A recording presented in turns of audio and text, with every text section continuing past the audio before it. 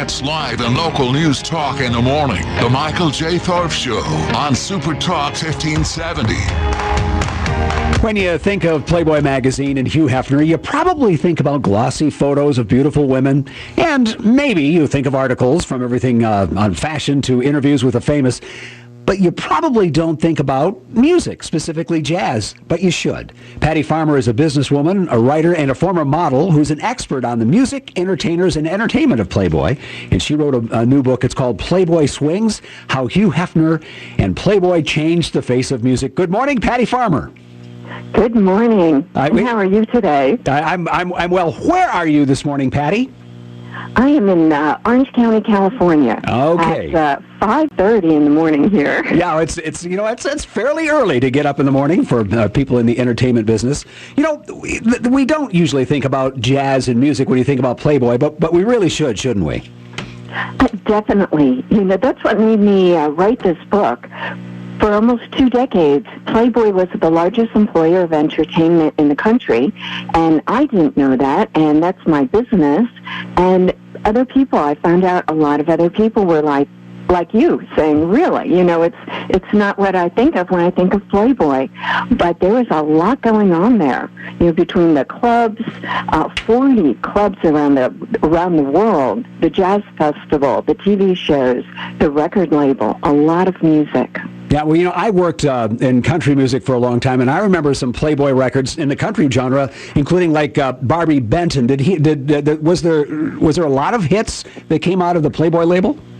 Not a whole lot, but you know, I found that very surprising for Hef, who loves jazz, to really have this country western label. And you're absolutely right. Mickey Gilley did have a couple hits on that label. Mm-hmm. Joe Frank and Reynolds, I believe, also had some big hits there. Oh, that's right. Hamilton, Joe Frank, and Reynolds. I remember that. That's right. Right. And you were exactly right. I think Barbie Benton did like Western, and that's what she sang, and so that's why that music label was a little slanted towards country. Well, there you go. And of course, that was Hugh's girlfriend at the time, so he wanted to make her a music star. Hey, is Hugh Hefner a big fan of music? He has always loved music, and that's why, you know, 2 things he loved, or maybe a few more, but he, of course, loved pretty girls, and he loved music, and he put them both into the magazine when he started it up. That first issue, 1953, with Marilyn Monroe on the cover, of course, had beautiful naked girls in there, but the first feature article could have been about anyone, any politician, any movie star, any sports figure, and he chose to have a profile about the Dorsey brothers.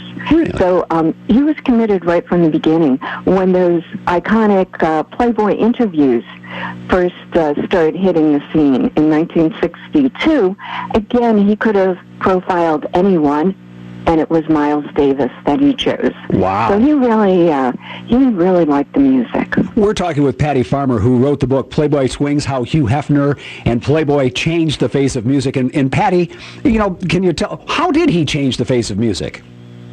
Primarily, and this is another not widely known fact, he helped break the color barriers. A lot of famous people told me that he gave them a chance. Dick Gregory, for one, is a famous story where he put Dick Gregory in front of white audiences, and Dick Gregory got his star on the Hollywood Walk of Fame 2 years ago, and the first thing he said was, you know, I credit Hugh Hefner for helping me be at this place, because we're talking the late 1950s, 1960s, all before the integration became countrywide, before the Civil Rights Act of 1964, and Hefner didn't care. He mixed the races on his TV show and got in a lot of trouble. Networks and sponsors threatened to cancel the show, but he did a lot. He just did what he thought was best. And again, one of the performers told me Hefner didn't care if you were black, white, or purple, only if you could sing, swing an instrument, or tell a joke. He was in trouble anyway, so what the heck, right? We'll add one more thing. Hey, did Hef sing or play any instrument himself? No, he was just maybe a wannabe. He loved the instruments, but he never did. He never, even when I would talk to him, and I did ask him that, he didn't even admit to singing in the shower. So Patty, who did you talk to for the book, Playboy Swings? Oh, my God. It's easier to tell you who I didn't talk to. I talked to jazz legends such as Sonny Rollins and Ramsey Lewis and John Hendricks from Hendricks, Lambert and Ross, to Grammy winners like Al Jarreau and, funny people like Joan Rivers, God bless her, Lily Tomlin, Rich Little, Shecky Green, just so many people. And great stories. Many of them started at the Playboy Club or were discovered at the Playboy Club, such as Al Jarreau.